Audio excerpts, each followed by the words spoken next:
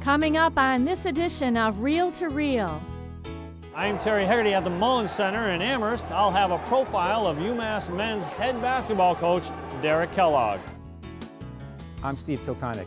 I'll have the story of the child actor who had a role in a classic 1940s film starring two Hollywood legends. And a look at paradise for those who love snow. These stories and more are just ahead on this edition of Reel to Reel from Berkshire East Ski Resort in Charlemont. From throughout Western New England and beyond, this is Reel to Reel, your window on the world around you.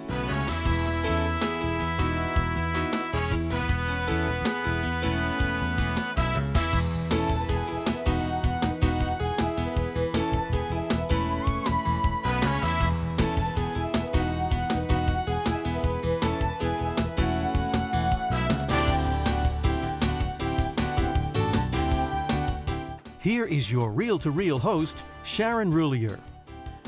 Hello and welcome to Reel as we come to you today from Berkshire East Ski Resort in Charlemont. Generations have grown up hearing, if you can ski the beast, you can ski anywhere. And this is still true today. Coming up, we'll show you what's new on this family-run mountain, including the new wind turbine providing 100% of Berkshire East's annual power needs. But first, we bring you an indoor sports story. The UMass Amherst men's basketball program has been getting a lot of press lately.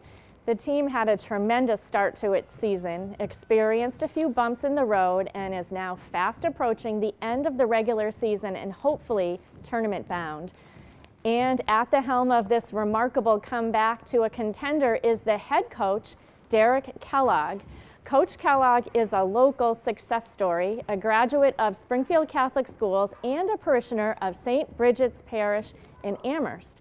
He recently sat down with Terry Hegarty and spoke about his faith, his education, and of course, basketball. You go on offense once, then you step on Zach and on offense next, okay? Long before teaching basketball, Derek Kellogg, men's head basketball coach for the University of Massachusetts Amherst, was playing it. By 10 years old, the Springfield native, who grew up just a few miles from the Basketball Hall of Fame, had fallen in love with the sport. But learning about basketball in the city where it was invented wasn't the greatest influence on him. Coach Kellogg, who began as head coach at UMass in 2008, says that his Catholic school education, being raised in the faith, and the family values he was taught by his parents, George and Ruth Kellogg, have helped keep him grounded. Family was a huge proponent of things that we did. We traveled together. My parents were always involved in sports, in the church, in the community, and they set a great foundation for me and my brother. And I think the people that we've become as adults and how we have been able to raise our kids and family has been a direct correlation to how my parents raised us, which is strong family values, that family is really one of the most important things going, and giving back to your community is important. Coach Kellogg does give back to the community, and he brings team members along for the ride. Here come the Beatles! They are involved in a variety of charities, supporting the Juvenile Diabetes Research Foundation, Bay State Children's Hospital, and conducting basketball clinics at St. Bridget Parish in Amherst, where the Kelloggs belong. Growing up in the Hungry Hill neighborhood of Springfield, he attended Our Lady of Hope and Holy Name schools before moving on to Cathedral High, graduating from there in 1991. He played basketball all along the way. Being at Our Lady of Hope, which I thought was great, the foundation that I was given early in my life was fantastic. I thought the teachers were great, the structure was fantastic, and then going over to Holy Name in the 5th grade, I had some great teachers there, and I thought that was also a special time in my life. To be able to then go on to Cathedral, which to me was one of the top high schools in the country, academically, athletically, and really just historically. I thought that was it was great and set a great foundation for me and my brother to go on. Coach Kellogg tells Reel to Reel that he's following the principles of his faith and the examples of numerous others who came before him. Learned the values of hard work, seeing my parents get off and work to provide for us. My dad many times was working 2 jobs to let me and my brother have a good upbringing and raise the right way.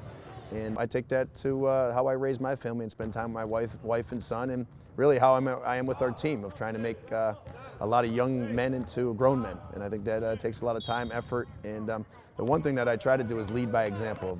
After being a standout player for Cathedral, he was a 4-year letter winner at UMass from 1992 through 1995, playing on 4 Atlantic 10 Conference Championship teams.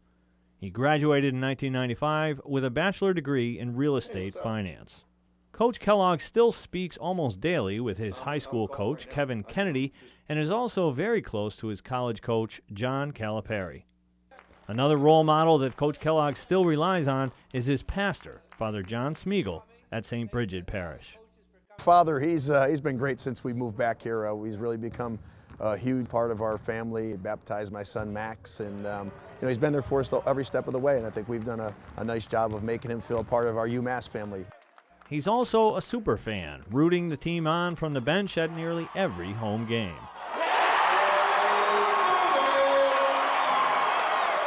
While Coach Kellogg enjoyed growing up in Springfield, today he calls Amherst home, something he especially enjoys during home games here at the Mullins Center.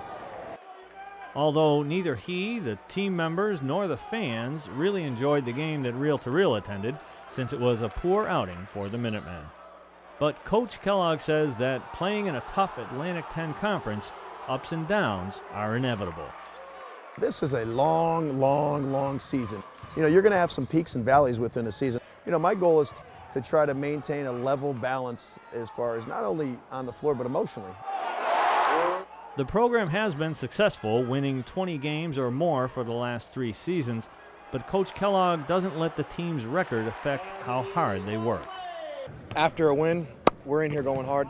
He makes us go hard. After a loss, we're going hard.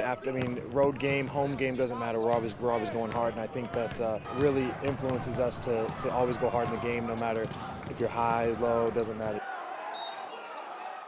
Coach Kellogg says that supporting his student athletes is paramount. I think our job is to every day, every month, every year is to continue to foster them to be better people. Tyler says his coach always has plenty of passion and energy for his team, and that extends to his family.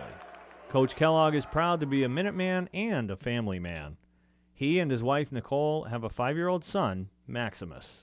One of the toughest things in being a college coach and really in athletics in general is to balance your family life with your sport life and not letting the job totally consume all of your time and really your being. And my goal is that to be a family man, to make sure that my wife and son feel like they still have a husband and a father. A lot of coaches, when they have free time, they have all sorts of hobbies and do different things. My hobby is to spend time with my wife Nicole and son Max. There's no better joy for me. Coach Kellogg, who turned 40 last year, still has a lot that he wants to accomplish, but he spoke of how he'd like to be remembered when the time comes. I'd like to go down as a coach who was fair, but also was successful, a guy that was able to use the job to help people, to get a lot of young kids involved in the sport, but also to help young people grow up, become men, and be successful. As of today, both the coach and the UMass basketball program are successful and well respected. Reporting for Reel to Reel, this is Terry Hegarty. We turn now from indoor sports to outdoor sports, and joining me now is John Schaefer from Berkshire East here in Charlemont. Thanks so much for having us today, John. Thanks for making the trip out here. Now, people have been enjoying skiing here at Berkshire East for several decades, and the snow this year has been incredible. How's it been so far for you? It's been excellent. We've had a lot of cold weather early, which allowed us to make excellent snow for our season's pass holders and guests. And recently, we've had a lot of fresh, natural snow. Mm-hmm. So, as I said in the beginning of this show, you have something really unique here to Western Massachusetts and actually to the world, in that you are 100% making your own renewable source of energy. We're the first skier in the world to produce all of our electricity from on-site renewable sources. We have a PowerWind 900 wind turbine, which generates the bulk of the electricity, but we also have a 6-acre solar field which supplements the rest of it.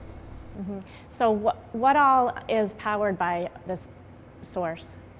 The camera that's filming us right now, the snow guns, the ski lifts, the frylators, the heating systems, anything that's got a power cord is run off the electricity we make here on site. Now, for folks who are not familiar with Berkshire East, what do you have available here for them to do right now in the winter, and how much longer will you be having skiing, and then what do you plan for the rest of the year? We plan to stay open through the end of the March and probably into April, depending on Mother Nature. And currently we offer skiing on 45 trails. We're 100% open. We have snow tubing. We have a great Learn to Ski program. We have weekend children's Learn to Ski sessions, so if husband and wife want to go skiing. We have a rental program where you can rent your own skis. You don't have to own. And so there's a lot to do here. It's a great day resort. And what about coming up in the spring? You have some exciting news. We do. We have some of North America's longest zip lines, but this year we'll be adding North America's longest mountain coaster, which for the uninitiated is a roller coaster that will come down the side of the mountain over here. It's going to be an amazing ride off of 30-foot cliffs, through the woods, in and around big old trees. Be unlike anything else built in Massachusetts, let alone North America. Wow, that sounds so exciting. Well, I guess we will have to come up this summer and maybe take a ride. You're welcome anytime. Thank you, and thanks so much for having us today. Thank you for being here. Okay, and for folks looking for some great local late winter or early spring skiing, as John said, you can come on up to Berkshire East. There's still plenty of snow here, that's for sure. Still to come on Reel to Reel. Dan Dumas takes a look at what's happening in and around the Diocese of Springfield. And Steve Kiltonick talks with a local man who had a role in one of Hollywood's legendary classic films.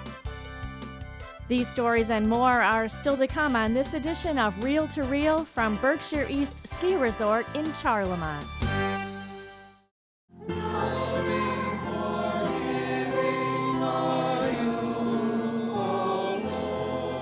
The Chalice of Salvation, your weekly spiritual connection. I'm Passionist Brother Terrence Scanlon, your Chalice host, inviting you to take time and join us on Sunday morning. This week we welcome Father Warren Savage as our Mass presider. The Chalice of Salvation, your weekly spiritual connection, Sunday morning at 10, right here on 22 News.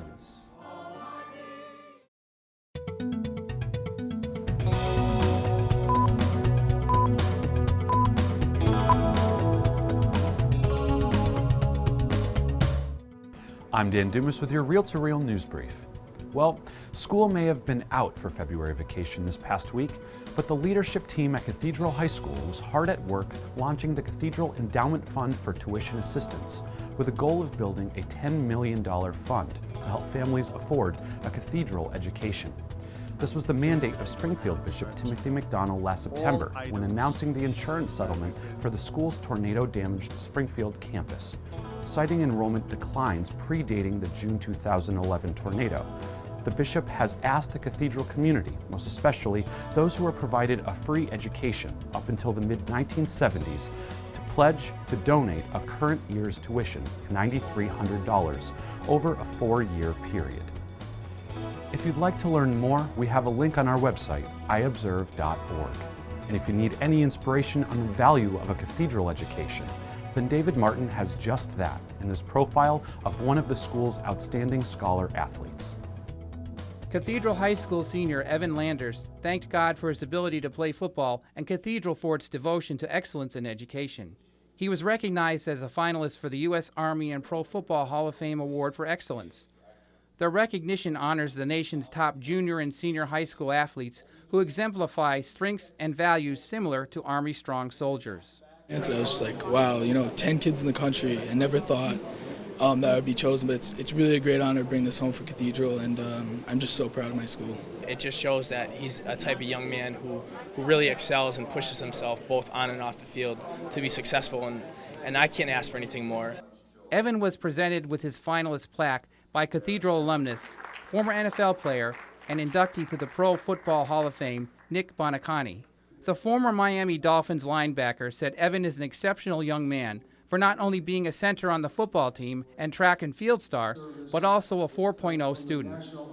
He told Cathedral students that exceptional people take many forms. For example, when the June 1st, 2011 tornado destroyed the Cathedral campus, Mr. Bonicani said the school's administrators took the steps to continue the educational excellence he received 55 years ago. You know, it just didn't happen. They made it happen. And so you should be proud of the fact that you are at Cathedral. And you should be proud of the fact that through their work, a new cathedral is going to be built. Gary Landers, Evan's very proud father, is also one of many family members who attended Cathedral. It shows that hard work and dedication can be recognized, and Evan's hoping that he can come back like Mr. Bonicani and contribute to the school and be an example to others.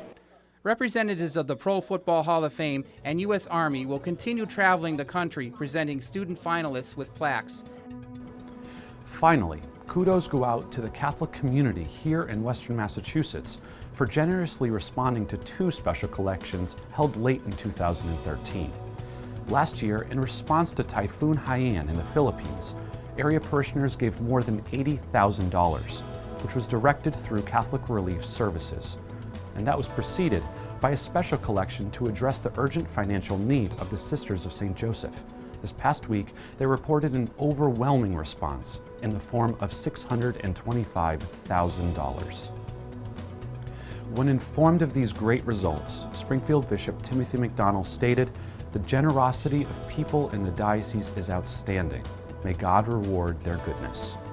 You could read more about these special collections and stay informed on all the happenings in the Catholic Church by logging on to iobserve.org, our news and information website. There you will find up-to-the-minute and accurate news on the Catholic Church, both here in the Diocese of Springfield and beyond. You can also see video reports from Reel to Reel and from the award-winning team at Catholic News Service. That's our news and information website, iobserve.org. I'm Dan Dumas, and that's your Reel to Reel News Brief. Thanks, Dan. And one upcoming event that Catholic men will certainly want to mark their calendars for is the 12th Annual Catholic Men's Conference for the Diocese of Springfield, which is coming up on March 29th. Headlining this year's conference will be Boston Cardinal Sean O'Malley. Cardinal O'Malley is widely seen as one of Pope Francis' closest American advisors, who just this past week was at the Vatican as part of the group of 8 special advisors to the Holy Father. Joining us now to tell us more is Father John Reardon, Director of the Men's Conference. Hello, Father John, and thanks so much for being with us today. Thank you for having me, Sharon. It's good to be here. Now, so far, as I mentioned, Father John, people are very excited about the conference, especially to see the Cardinal, who, as some will recall, had been scheduled to be here last year, but was called away on very important business. But he is coming this year, and it promises to be a very full day of speakers and other activities, right?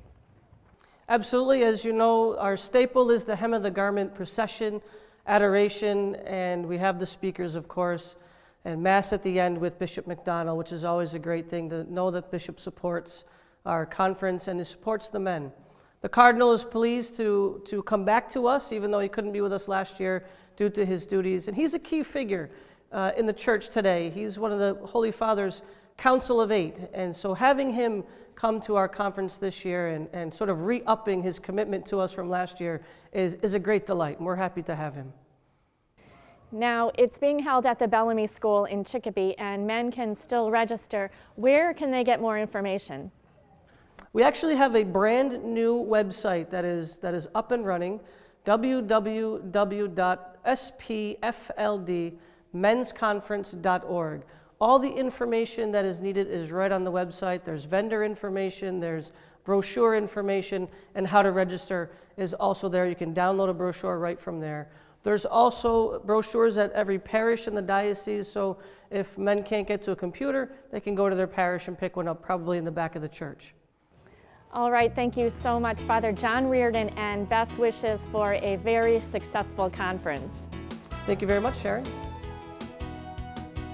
I'm Peggy Weber, and next week on Reel to Reel, I'll be bringing you the story of how to make Lent more meaningful and spiritual. And I'm Terry Hegarty. Also next week on Reel to Reel, I'll be following the Prize Patrol as they surprise diocesan Catholic school teachers who are being recognized for excellence. World War II had just ended when The Bells of St. Mary's debuted in movie theaters. It was an instant classic in 1945 and won an Oscar for Best Sound Recording. In the film, bullying became a source of disagreement between Father O'Malley and Sister Benedict, Bing Crosby and Ingrid Bergman. That 12-year-old bully in the film now calls Agawam his home.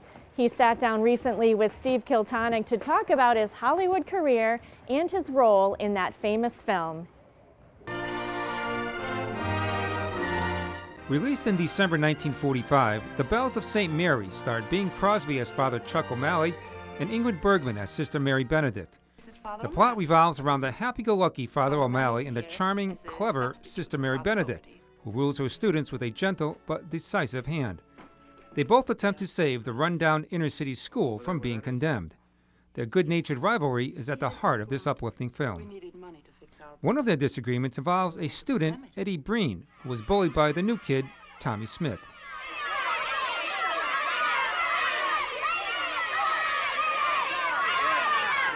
Break it up. I'll knock your two heads together. Eddie eventually receives some boxing instruction from Sister Benedict. When the climactic fight scene takes place, Eddie beats Tommy, and the pair become friends. The character of Tommy Smith was played by a 13-year-old Bobby Frasco. Now 82, Bob now belongs to Sacred Heart Parish in Feeding Hills. He has called New England home for the past 18 years. Frasco was born in 1931 in Tacoma, Washington, to parents of Italian heritage. Bob says movies and movie making was in his blood, especially on his mother's side. A deeply religious woman, it was his mother, Mary, who instilled in him a strong faith. Her family was very much involved in Hollywood. They knew Bing Crosby's brother, they were friends, and so they said to go to California because my Aunt Helen was very competent as a child actress. Not long after enrolling in St. Thomas the Apostle School in Los Angeles, Bobby had his first job in the movies. I must have been about 5 years old, and Carrie Cooper was in it. And we were up in Montana, supposedly, and he was riding a horse, and I was one of the kids in the town. As a child actor, many of Frasco's early roles were small bit parts. But just being on a set exposed him to Hollywood's leading men and women.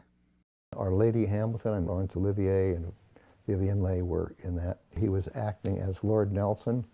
Frasco also played a peasant in the 1938 classic Hunchback of Notre Dame with Charles Lawton and Maureen O'Hara. And I did that 3 times, but I was very shy. I couldn't remember the lines. I was frightened. I didn't know what to do. Frasco recalls what the director told him. And he said, Bobby, he said, you're the very best for this part, but for some reason, you don't want it. And that changed my whole life. The first time I can remember losing anything. Bob was determined not to let another opportunity pass by. I got another call. There was a movie called The Bells of St. Mary. They wanted kids from Catholic schools mainly to be on the set. So when I got there, I said, I'm going to get this part. Around 25 boys tried out for the part of the bully. I was a street kid in Los Angeles. I had more than one fight and bloody nose. And they asked us to demonstrate one shot, one punch that would really foretell a knockout. Bob also impressed the director, Leo McCarey, with his big swing and was thrilled when he got called back. To pass the time in between takes, Bob would often shoot hoops with Bing Crosby. And he'd get the basketball and say, let's shoot some baskets for 10 cents. And I thought, that's too much, you know, a penny I can afford. But we would shoot baskets, and he was darn good. I mean, he was. And he treated me like a father treats a son.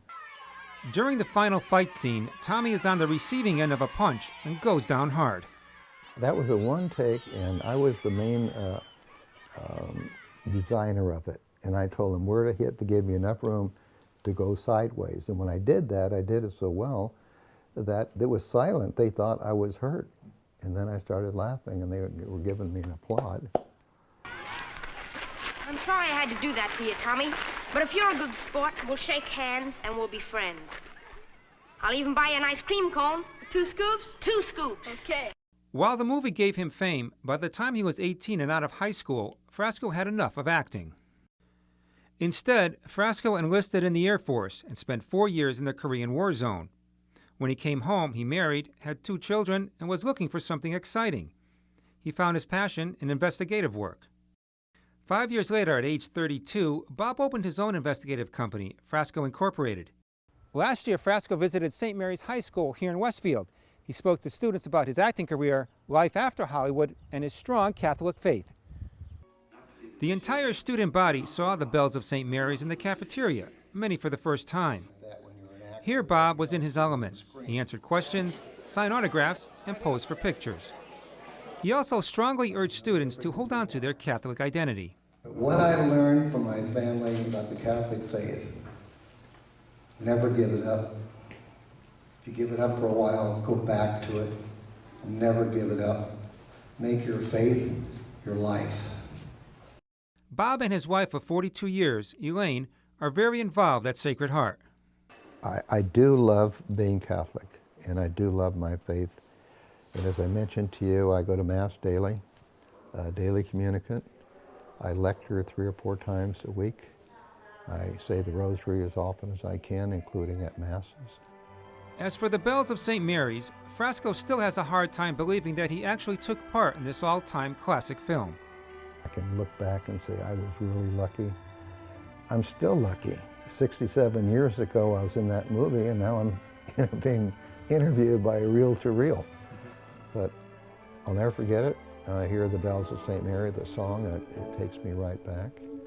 Oh, bells of St. Mary, we always will love you. For Reel-to-Reel, I'm Steve Kiltonic. With your inspiration. Wow, I guess I'll have to rent this movie and watch it again to see our famous local connection. How interesting. And that's it for this week's program. Many thanks to the folks here at Berkshire East for hosting our program today. If you ski, you will definitely want to head out to the slopes, as it looks like the snow is definitely going to be around here for a while. Remember to keep up to date on all of the news on the Catholic Church in the Diocese of Springfield and around the world. Log on to our news and information website 24 hours a day, iobserve.org. There you will find daily news updates as well as video reports from across the region and across the globe. That's iobserve.org. And we leave you now with a video essay produced by videographer Steve Kiltonic, a man who wears many hats. And please join me again next week for another edition of Reel-to-Reel, your window on the world around you. Have a great week.